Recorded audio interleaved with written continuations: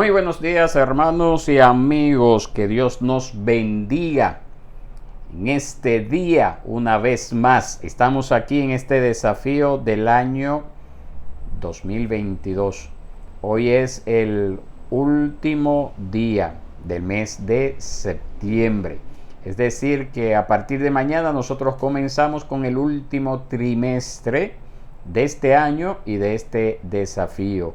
Estamos en el día 273. Ya nos faltan menos de 100 días para concluir este año y así también concluir este desafío.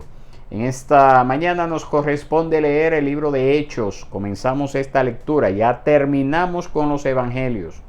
Ya leímos los 4 evangelios y hoy comenzamos el libro de Hechos y estaremos todas las semanas en este día leyendo a Hechos hasta concluir este desafío del año 2022. Así que sin pérdida de tiempo, vámonos a la lectura. Comenzamos con el capítulo 1 y luego el capítulo 2 y luego los pensamientos para el culto personal y familiar. Nos dice así la palabra del Señor.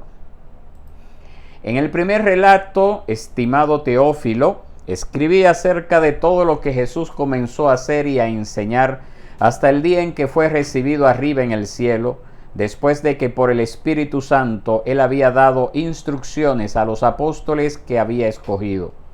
A estos también, después de su padecimiento, se presentó vivo con muchas pruebas convincentes, apareciéndoseles durante 40 días y hablándoles de lo relacionado con el reino de Dios.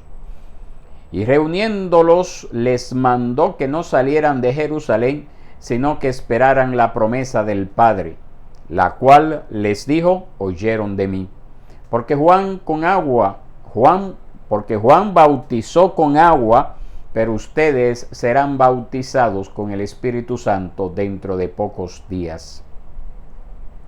Entonces los que estaban reunidos le preguntaban: Señor, ¿restaurarás en este tiempo el reino a Israel? Jesús les contestó: no les corresponde a ustedes saber los tiempos ni las épocas que el Padre ha fijado con su propia autoridad, pero recibirán poder cuando el Espíritu Santo venga sobre ustedes y serán mis testigos en Jerusalén, en toda Judea y Samaria y hasta los confines de la tierra. Después de haber dicho estas cosas, fue elevado mientras ellos miraban, y una nube lo recibió y lo ocultó de sus ojos. Mientras Jesús ascendía, estando ellos mirando fijamente al cielo, se les presentaron 2 hombres en vestiduras blancas que les dijeron: varones Galileos, ¿por qué están mirando al cielo? Este mismo Jesús que ha sido tomado de ustedes al cielo, vendrá de la misma manera, tal como lo han visto ir al cielo. Entonces los discípulos regresaron a Jerusalén desde el monte llamado de los Olivos, que está cerca de Jerusalén, camino de un día de reposo. Cuando hubieron entrado en la ciudad, subieron al aposento alto donde estaban hospedados Pedro, Juan, Jacobo y Andrés, Felipe y Tomás, Bartolomé y Mateo, Jacobo hijo de Alfeo, Simón el celote y Judas hijo de Jacobo. Todos estos estaban unánimes, entregados de continuo a la oración junto con las mujeres y con María, la madre de Jesús, y con sus hermanos. Por este tiempo, un grupo como de 120 personas estaba reunido allí, y Pedro se puso de pie en medio de los hermanos y dijo: hermanos, tenía que cumplirse la escritura en que por boca de David el Espíritu Santo predijo acerca de Judas, el que se hizo guía de los que prendieron a Jesús. Porque Judas era contado entre nosotros y recibió parte en este ministerio. Este, pues, con el precio de su terrible infamia, adquirió un terreno y cayendo de cabeza se reventó por el medio y todas sus entrañas se derramaron. Esto llegó al conocimiento de todos los que habitaban en Jerusalén, de manera que aquel terreno se llamó en su propia lengua Aceldama, es decir, campo de sangre. Pues en el libro de los Salmos está escrito, que sea hecha desierta su morada y no haya quien habite en ella, y que otro tome su cargo. Por tanto, es necesario que de los hombres que nos han acompañado todo el tiempo que el Señor Jesús vivió entre nosotros, comenzando desde el bautismo de Juan hasta el día en que de entre nosotros Jesús fue recibido arriba al cielo, uno sea constituido testigo con nosotros de su resurrección. Presentaron a dos, a José, llamado Barsabás, al que también llamaban Justo, y a Matías. Después de orar, dijeron: Tú, Señor, que conoces el corazón de todos, muéstranos a cuál de estos dos has escogido para ocupar este ministerio y apostolado, del cual Judas se desvió para irse al lugar que le correspondía. Echaron suertes y la suerte cayó sobre Matías y fue contado con los 11 apóstoles. Capítulo 2. Cuando llegó el día de Pentecostés, estaban todos juntos en un mismo lugar, y de repente vino del cielo un ruido como el de una ráfaga de viento impetuoso que llenó toda la casa donde estaban sentados. Se les aparecieron lenguas como de fuego que, repartiéndose, se posaron sobre cada uno de ellos. Todos fueron llenos del Espíritu Santo y comenzaron a hablar en otras lenguas, según el Espíritu les daba habilidad para expresarse. Había judíos que moraban en Jerusalén, hombres piadosos, procedentes de todas las naciones bajo el cielo. Al ocurrir este estruendo, la multitud se juntó y estaban desconcertados porque cada uno los oía hablar en su propia lengua. Estaban asombrados y se maravillaban, diciendo: Miren, ¿no son galileos todos estos que están hablando? ¿Cómo es que cada uno de nosotros los oímos hablar en nuestra lengua en la que hemos nacido? Partos, medos y elamitas, habitantes de Mesopotamia, Judea y Capadocia, del Ponto y de Asia, de Frigia y de Panfilia, de Egipto y de las regiones de Libia alrededor de Cirene, viajeros de Roma, tanto judíos como prosélitos, cretenses y árabes, los oímos hablar en nuestros propios idiomas de las maravillas de Dios. Todos estaban asombrados y perplejos, diciéndose unos a otros: ¿Qué quiere decir esto? Pero otros se burlaban y decían: Están borrachos. Entonces Pedro, poniéndose en pie con los 11 apóstoles, alzó la voz y les declaró: Hombre de Judea y todos los que viven en Jerusalén, sea esto de su conocimiento y presten atención a mis palabras, porque estos no están borrachos como ustedes suponen, pues apenas es la hora tercera, sino que esto es lo que fue dicho por medio del profeta Joel. Y sucederá en los últimos días, dice Dios, que derramaré de mi espíritu sobre toda carne, y sus hijos y sus hijas profetizarán, sus jóvenes verán visiones, y sus ancianos soñarán sueños. Y aún sobre mis siervos y sobre mis siervas derramaré de mi espíritu en esos días, y profetizarán. Y mostraré prodigios arriba en el cielo, y señales abajo en la tierra: sangre, fuego y columna de humo. El sol se convertirá en tinieblas y la luna en sangre, antes que venga el día grande y glorioso del Señor. Y sucederá que todo aquel que invoque el nombre del Señor será salvo. Hombres de Israel, escuchen estas palabras. Jesús el Nazareno, varón confirmado por Dios entre ustedes con milagros, prodigios y señales que Dios hizo en medio de ustedes a través de él, tal como ustedes mismos saben. Este fue entregado por el plan predeterminado y el previo conocimiento de Dios, y ustedes lo clavaron en una cruz por manos de impíos y lo mataron. Pero Dios lo resucitó, poniendo fin a la agonía de la muerte, puesto que no era posible que él quedara bajo el dominio de ella. Porque David dice de él: Veía siempre al Señor en mi presencia, pues está a mi diestra para que yo no sea sacudido. Por lo cual mi corazón se alegró y mi lengua se regocijó, y aún hasta mi carne descansará en esperanza, pues tú no abandonarás mi alma en el Hades, ni permitirás que tu santo vea corrupción. Me has hecho conocer los caminos de la vida, me llenarás de gozo con tu presencia. Hermanos, del patriarca David les puedo decir con franqueza que murió y fue sepultado, y su sepulcro está entre nosotros hasta el día de hoy. Pero siendo profeta y sabiendo que Dios le había jurado sentar a uno de sus descendientes en su trono, miró hacia el futuro y habló de la resurrección de Cristo, que ni fue abandonado en el Hades, ni su carne sufrió corrupción.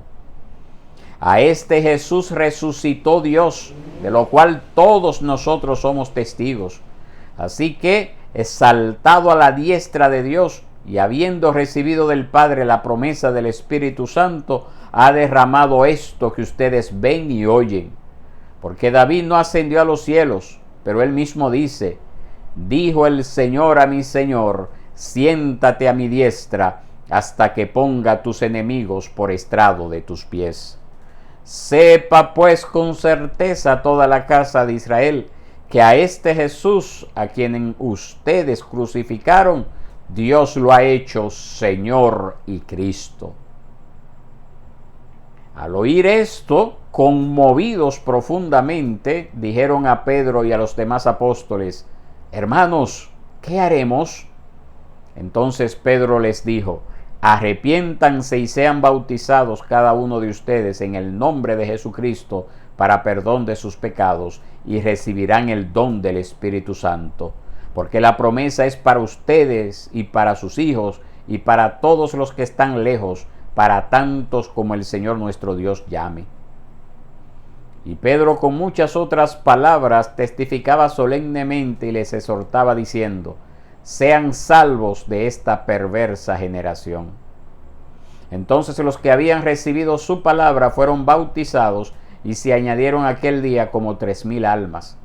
Y se dedicaban continuamente a las enseñanzas de los apóstoles, a la comunión, al partimiento del pan y a la oración.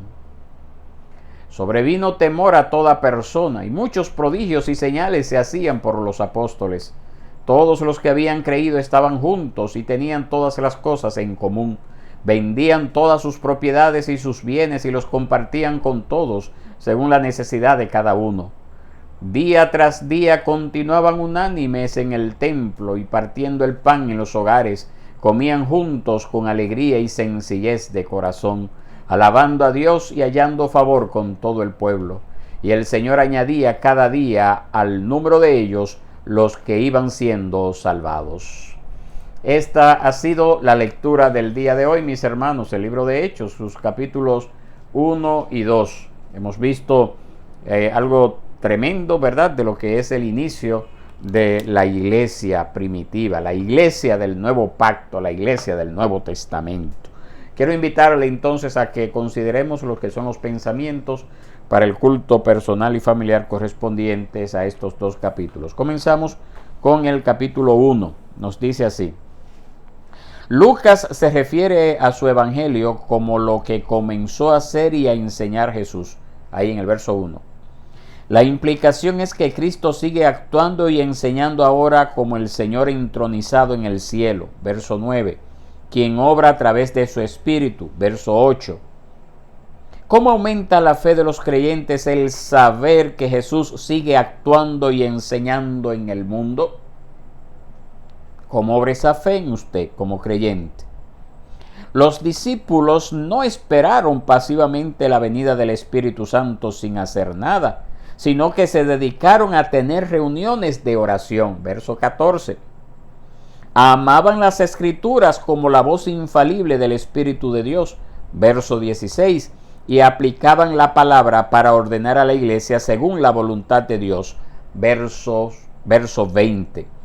Así proveyeron un ejemplo de cómo los creyentes deberían esperar la venida de Cristo, dedicándose a la oración, la palabra y la iglesia como lo ordena la Escritura. Cristo resumió la misión de la iglesia en la frase: me seréis testigos. Me serán testigos, verso 8. Los testigos no inventan su propio mensaje, sino que declaran fielmente lo que saben que es la verdad. El testimonio de la iglesia no termina con los apóstoles, sino que debe continuar hasta el fin de este mundo, pues el propósito de Dios es llevar este mensaje acerca de Cristo y la redención a todas las naciones. Solo vendrá el fin cuando todos los elegidos de todas las tribus y lenguas hayan sido traídos por medio de la palabra de los testigos de Cristo. ¿Cómo se ocupa tu iglesia en testificar? Si eres cristiano, ¿de qué manera eres tú parte de esa misión de ser testigo de Cristo? ¿De qué manera lo eres? En lo que usted se responde, ¿verdad? Esas preguntas yo le invito a que leamos o que usted preste atención a la lectura de los pensamientos para el culto personal y familiar correspondientes al capítulo 2 de Hechos. Dice así: la obra del Dios Trino es obvia en cada punto de la historia. La creación, la encarnación, la resurrección y también en Pentecostés. Exaltado por el Padre, verso 33, Cristo derramó su Espíritu, verso 33, y el Espíritu testificó de Cristo, verso 31, mientras el Señor añadía a la iglesia, verso 47. Bendito sea el Dios Trino. El verdadero arrepentimiento del pecado y un clamor a Dios por misericordia, versos 37 y 38, es la única esperanza o es la única respuesta apropiada a la predicación de la palabra de Dios. ¿Has venido a Dios como pecador buscando misericordia por causa de Cristo? Es una pregunta que usted debe responderse y ojalá esa respuesta sea afirmativa. Sí, he venido a Dios como pecador buscando misericordia por causa de Cristo. Nunca dudes de que el poder de Dios puede convertir a los pecadores. Él atravesó el corazón del pueblo de Jerusalén y transformó a Pedro, el cobarde, en un predicador sin temor. La iglesia después de Pentecostés estuvo marcada por la fidelidad, la comunión, el temor y el fervor. Mira esto en los versículos del 41 al 47. Estamos hablando del capítulo 2, por si acaso usted se perdió. Mira eso ahí en esos versículos 41 al 47 y pregunta cuáles de estas cualidades te caracterizan. ¿Cómo puedes orar regularmente para que estas características se incrementen en tu iglesia? ¿Cómo puedes orar regularmente para que estas características se incrementen en tu iglesia? ¿Cuáles características? Las que vemos ahí en el capítulo 2 de este libro de Hechos, desde el verso 41 hasta el verso 47. Léalo de nuevo, por favor, y le invito entonces a que usted responda a esa pregunta. ¿Cómo puedes orar regularmente para que estas características que vemos en esos versos 41 al 47 se incrementen en tu iglesia? Bien, vamos a orar, vamos a pedirle al Señor entonces esa fortaleza, ese ánimo, para que nosotros podamos constituirnos real y efectivamente en esos testigos de Cristo, en esas personas que estemos dispuestos a ir a todas partes y testificar de la obra que el Señor está haciendo en nuestras vidas, pero que también puede hacer en las vidas de aquellos que escuchen nuestro testimonio. Oremos al Padre. Gracias te damos, Señor, en esta mañana por este tiempo de lectura, este tiempo de meditación, donde nosotros podemos aprender estas hermosas verdades que nos desafían a nosotros como cristianos. Nosotros somos llamados a continuar esa obra que aún no concluye, que inició esa incipiente iglesia en Jerusalén en aquel siglo I. Nosotros, habitantes de diversas nacionalidades, diversas culturas en este siglo XXI, tenemos esa carga, esa honda responsabilidad, Padre, de cumplir con este llamado a ser testigos.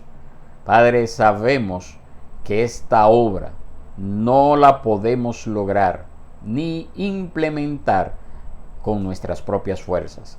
Necesitamos de tu Espíritu Santo. Necesitamos ser llenos de tu Espíritu Santo. Necesitamos esa gracia que nos impele a proclamar las verdades del Evangelio sin temor y sin vergüenza. Padre, te suplico que tú obres en nuestras vidas de una manera especial y sintamos esta honda responsabilidad de que los que nos rodean, tanto aquellas personas que son nuestros familiares, nuestros amigos, nuestros vecinos, nuestros compañeros de trabajo y estudio, oigan de este mensaje salvífico como aquellos que no conocemos, Padre, porque tú nos mandas a testificar a todo el mundo sin discriminar a nadie, Señor. Danos esa gracia, Padre, para que nosotros asumamos este compromiso y nos dediquemos responsablemente a dar a conocer estas buenas nuevas de salvación. Esto te lo pedimos, Padre, en el nombre de Cristo Jesús, nuestro Señor y Salvador. Amén y amén. Un placer, mis hermanos, haber compartido esta lectura con ustedes en el día de hoy. Si hay alguna pregunta, si hay alguna opinión, si hay algo que no ha quedado claro, estamos a la orden para ayudarle, para contestar, y también si usted ve que me equivoco en algo, pues también puede corregir. No somos perfectos, seguimos siendo personas todavía que estamos en este mundo, tratamos de hacerlo lo mejor posible, pero a pesar de ello podemos cometer nuestros errores. Claro que sí, y si usted nota algo así, pues con toda confianza acérquese a mí y díganmelo. Que la pasen bien y nos veremos mañana si Dios quiere.